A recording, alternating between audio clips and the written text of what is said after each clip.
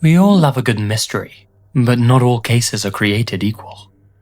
Some of them capture our attention for just how bizarre, unpredictable, and downright cryptic they are.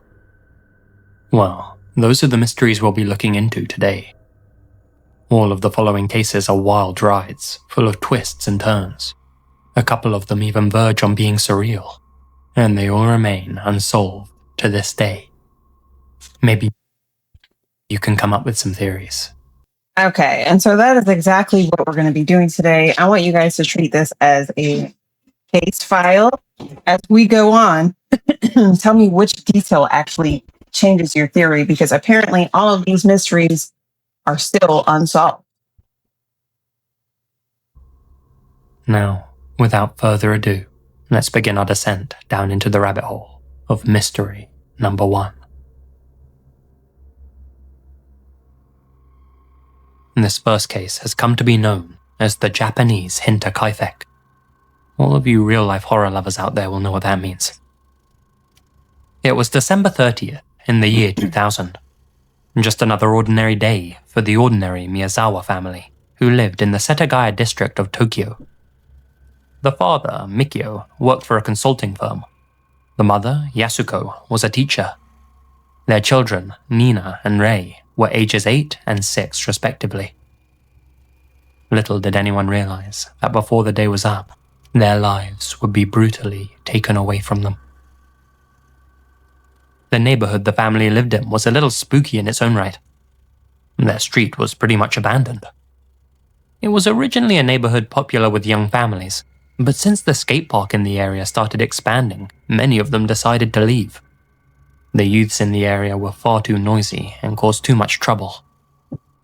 By the end of 2000, only 4 of the households were occupied. The Miyazawas too were planning to move away a few months later.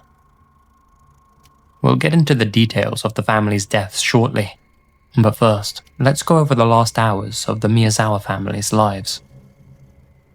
At 6 p.m., they were seen shopping together only an hour away from their home.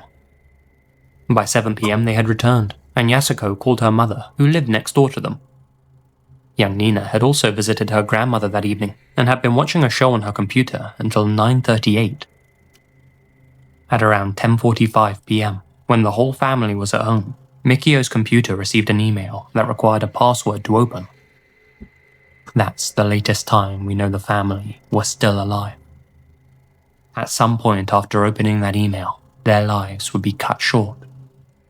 To this day, the identity of the perp remains unknown, though from what you're about to hear, I think you'll agree he's a truly psychopathic individual. This was the Miyazawa family's house. At the back, you can see the window to the second-floor bathroom. That's how their killer entered the house, likely just before midnight. He climbed the chain-link fence outside and cut through the window screen using a sashimi knife, the same tool he planned to kill them with in the next few minutes. After entering the house, he turned right and quietly made his way into Rei's bedroom. Wait. So he entered the second floor bathroom window, okay, which already makes me wonder, did he already case out this house beforehand? I mean, like, do you guys think that this family was specifically targeted, or was it just a chosen house because, I don't know, maybe the neighborhood was empty? He strangled the young boy in his bunk bed until all of the life in him was snuffed out. That's when Mikio, the boy's father, heard a noise coming from upstairs. He was on the ground floor finishing some paperwork. He walked upstairs to investigate the sound, only to come face to face with the intruder at the top of the stairs. They ended up grappling, and Mikio was stabbed with the sashimi knife before he fell backwards. His body was later found at the bottom of the stairs. After finishing off the family patriarch, the intruder turned his attention to the females in the house. He climbed a small ladder that led to the third-floor bedroom. That's where Yasuko and Nina were sleeping. After hearing all of the commotion, they were both likely awake and terrified. The killer attacked them, but he had broken his sashimi knife while fighting with Mikio. As such, he couldn't finish the job, at least not in the way he wanted to. So, he casually climbed back down the ladder and went into the family kitchen to grab a new blade. While he did this, Yasuko and Nina tended to their wounds. The family's first aid box was later found beside their remains. It's also speculated that they pulled up the ladder to the 3rd floor and did their best to hide in the bedroom. They may have even tried calling for help, but the intruder had unplugged the phone lines. You can only imagine what was going through their minds. Wait a second. Eventually. Wait. The intruder unplugged the phone line. So this is basically saying that this was definitely planned and he didn't want them to have access to emergency help. So this is, for me, without a doubt right now at this moment, that's my observation. I think that this was planned. The killer finally got back up to the 3rd floor to finish off the last 2 family members. The way he ended their lives was much more brutal than how he had dispatched of the 2 males. Both Yasuko and Nina were repeatedly slashed and stabbed, even after they were both dead.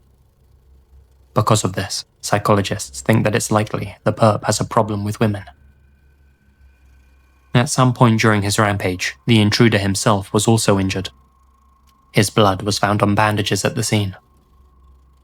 Now, as if this wasn't a dark enough case already, it's what the killer did next that gives us an insight into his twisted mind. After he had finished off the family, rather than leave the house, he instead made himself at home. After examining the scene, investigators learned that, likely after bandaging himself, the intruder went to the kitchen and helped himself to what was in the fridge. No way. So this makes it almost impossible for me to understand because he's not behaving like somebody that's panicking or trying to escape, okay? He behaved like somebody had an unlimited amount of time. And what explains that level of comfort, extreme arrogance, and familiarity with the family? Like, how did he not know that somebody was not going to come inside? How does he know that? He had some melon, drank some barley tea, and ate several ice cream cups. He wandered around the house while doing so, tossing wrappers in various bins around the house.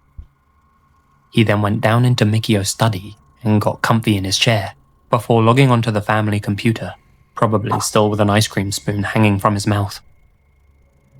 At 1:18 a.m., the man browsed the internet and even tried to book tickets to see a theater show. What? He then proceeded to rifle through the family's documents and information, spreading credit cards, driver's licenses, receipts, and banknotes out on a table. Strangely, he took piles of documents and other items from various parts of the house and threw them in the family's bathtub. Some bizarre, symbolic gesture perhaps. Most brashly, he then used their toilet and didn't flush the chain. He even took a nap on the couch in the living room. What? By the next morning, it's gotta be a family member. Still in the house. We know this because he again used the family computer at 10:05 a.m. His fingerprints were also found on the mouse. After he finished, he tore out the computer's power cable. At some point after that, he finally left the scene. The only thing he took with him was an old sweatshirt. Interestingly, before leaving, the suspect left behind several items at the house. At some point in the early hours, he'd changed his clothes and left his outfit neatly folded for the authorities to find. This included sneakers in Korean sizing, a down jacket, a hat, a handkerchief, a hip bag, winter gloves, and a scarf. From this, they learned that he was 5'7", and from the DNA evidence he left behind, they were able to work out his genetic makeup. Whoever he was half Southern European and half East Asian. Wait a minute. So they have his blood, his clothing, the approximate height, ancestry information, and cologne. Okay, the cologne that he wore, and somehow they don't know who he is. That is like the most frustrating part about this entire story because, yeah, which clue do you think should have solved this case at this point? The DNA, the clothes, the shoes, I mean, the computer activity, what is it? I feel like this should have been solved already. They were also able to identify the cologne he was wearing. Drakkar Noir by Guy Laroche, a popular brand amongst skateboarders. It seemed like the perp wasn't concerned about being caught at all. Either that, or he simply felt untouchable.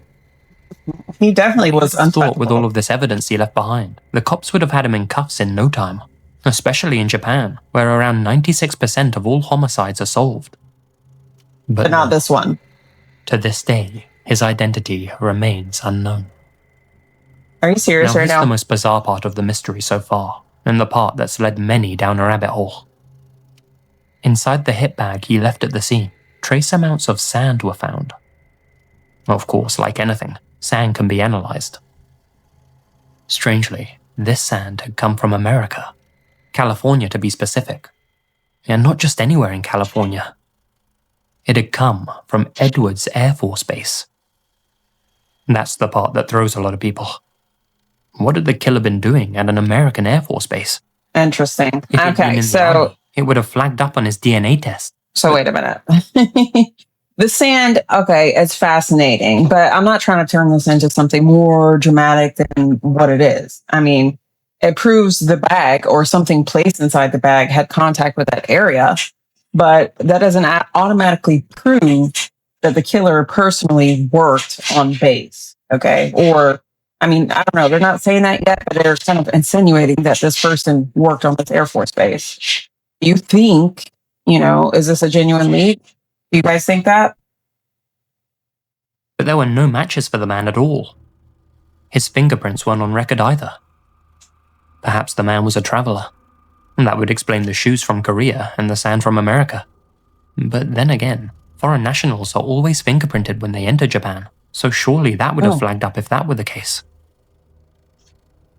On December 31st, 6 hours after the family's bodies were found by Yasuko's mother next door, a man was treated for a slice he had in his hand at Tobuniko Station, 75 miles from where the Miyazawa family lived. Oh. The cut was so deep, you could see bone. After treatment, the man left without giving his name or an explanation for his injury, and was never seen or heard from again. Today, 20 years later, the authorities are no closer to finding that man than they were back then. Okay. So my theory right now is that it wasn't completely random. The level of preparation and how comfortable he became inside that house makes me think that either he knew the family's routine, or he knew the family, or had watched everything beforehand before he committed this crime. This is crazy that they have not figured out who did this.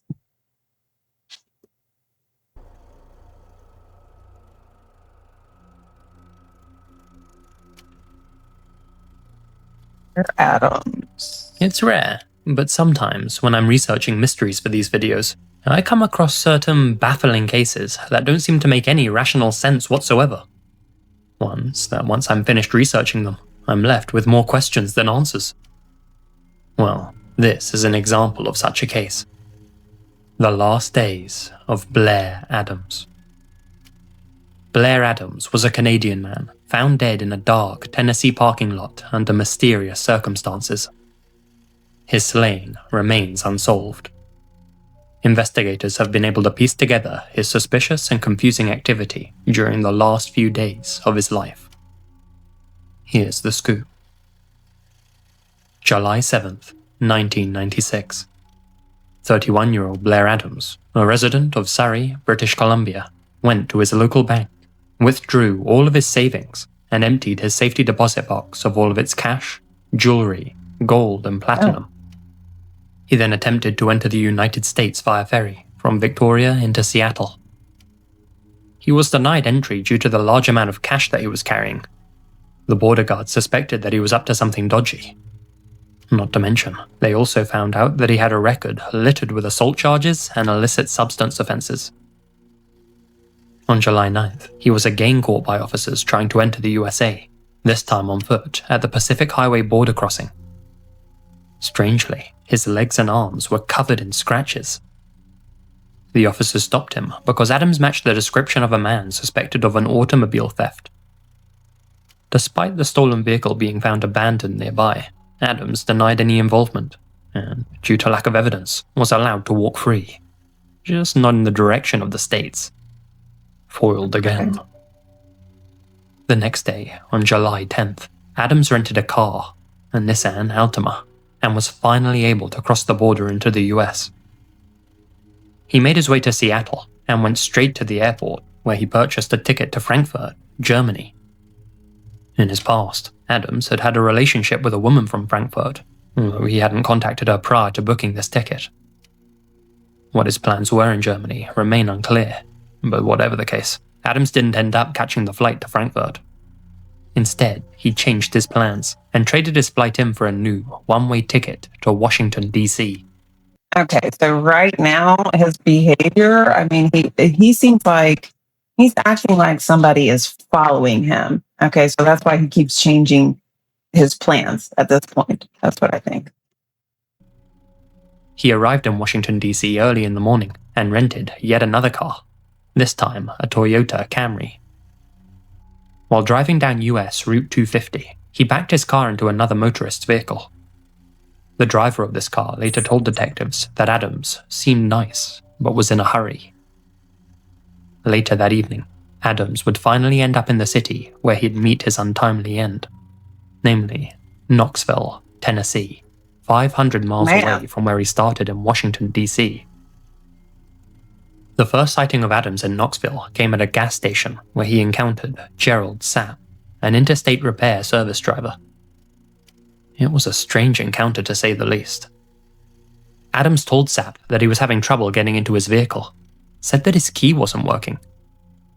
Sapp quickly realized that the key Adams was trying to open his Toyota Camry with was wrong. It was actually the key for the other car he'd rented in Seattle, the Nissan Altima. Oh. Sapp tried to explain to him that he was trying to open his car with the wrong key. I asked him to look into his pockets, said Sapp. If you drove this thing up here, you got to have another key in your pockets. Right. He wouldn't look at me, so I thought he was nuts. He was bound and determined that he had the key he needed for the car. In the end, Sapp agreed to tow Adams' car to the repair shop and dropped him off at a hotel called the Fairfield Inn. When Adams entered the hotel, he was captured on CCTV footage, just lingering in the lobby for 40 minutes. In the world? After all of this loitering, he finally approached the front desk and purchased a room for the night with a $100 bill. The clerk gathered Adams' change, but by the time he looked back up to give it to him, Adams was already across the lobby and walking back outside. It was okay, wait. So do you think he was meeting somebody, or do you think that he was trying to avoid somebody? Determined, he never entered his hotel room. What happened next remains a mystery and has perplexed investigators for 24 years. But whatever business Adams had in Tennessee, it didn't end well for him. The next morning, at 7:30 a.m., Blair Adams' body was discovered in the parking lot of an under-construction hotel just outside of Knoxville.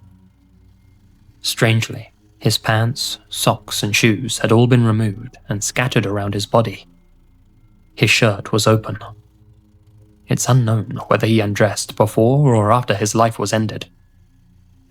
Also strewn around him were German, Canadian, and US currency, totaling about $4,000. My goodness. Investigators also found a duffel bag nearby, which contained maps and travel receipts, as well as another smaller bag, which had gold bars, platinum coins, jewelry, keys, and sunglasses inside. Whoever had put an end to Adams, they weren't in it for the money, that's for sure. Okay, so what exactly was the motive then, if they weren't in it for the money? That's the question. What were they in it for? Blair Adams' body was covered in cuts and deep slice marks, many of which were determined to be defensive wounds, as if he had been trying to fend off an attacker. He had also been hit extremely hard in the abdomen, so hard that his stomach had ruptured. What? I didn't even know that was possible. There was also a wound on his forehead, made by either a crowbar or a club. It's also suspected that his attacker may have had his way with Adams after taking his life, though there's no conclusive DNA evidence of that. In fact, there was only one piece of DNA evidence at the scene at all. A single strand of long hair found gripped in Adams's hand. It didn't match with anyone on record. Adams's mother says that her son was acting very strangely before he crossed the border into the US. He'd been saying things like, "Someone's been spreading rumors about me," but refused to give her any more details. He also confided in his friends that someone was trying to kill him. It's important to note that Adams had been clean and sober for more than 2 years at the time of his demise. So, that's the story. But what's the story behind the story? Exactly. What is the motive? Who was out to get Adams? And why was he so determined to get to Knoxville? Maybe drug Why did he dealers? bring all of his cash and assets with him? And why was his slayer not interested in taking any of it? Why was he acting so strangely in the run-up to that fateful final encounter? To this day, authorities say they've yet to receive a credible tip in the case, and confess they have no idea what happened to the man.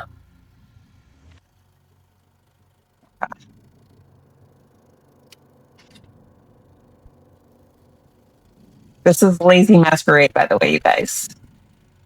The disappearance of Diane Louise Orgurt is a case filled to the brim with eerie clues, and certainly a case that'll leave you scratching your head and searching for answers after you hear about it. Let's dive in. At the time of her disappearance, Diane was 40 years old and living in Odessa, Florida. She had 3 children and was a stay-at-home mum through the 70s and the early 80s. It was in the 1980s that she was diagnosed as bipolar, and according to those that knew her well, she was far from consistent when it came to taking her medication. As a result, she lost custody of her children in 1988 and ended up divorcing from her husband in 1991. These blows to her personal life sent Diane to some pretty dark places, and she ended up becoming a heavy drinker, as well as a frequent user of other, stronger substances, put it like that. She was both arrested and sectioned several times during this period. By 1998, she was living with her sister. Her life was starting to get back on track a little, and things were looking up. Unfortunately, that was all about to change. On April 10th of that year, Diane was seen leaving her residence in Chesapeake Drive at around 11 a.m. She was wearing a white tank top, blue shorts, and white tennis shoes. She didn't have her medication with her when she left. The next day, she was again seen by a bartender at the Hayloft Tavern who cut her off because she was walking in circles. Finally, she was spotted walking north on US 19 near New York Avenue in Hudson, Florida. Where she was going or what she was doing remains unknown, but that was the last time anyone ever saw Diane. At some point. Okay, but did she leave intentionally, or was she kidnapped? I know she was walking, but at some point, did she get kidnapped? After that, she went missing. You see? Notice how I said that was the last time anyone saw her. Right. Well, on April 13th, 2 days after she vanished, Diane's mother returned home to find 3 missed calls on her phone. Whoever had called had left a message. She pressed play. In the message, she heard Diane's voice saying, "Help, help, let me out," as well as scuffling, as if someone was trying to grab the phone away from her. Diane could be heard saying, "Hey, give me that," before the call was terminated. Diane's mother checked the caller ID.